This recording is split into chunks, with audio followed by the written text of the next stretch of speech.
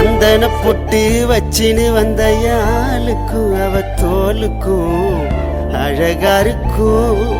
காஞ்சி பட்டு கட்டின்னு வந்து என் மேலவ சாஞ்சதும் சுகமா இருக்கும்.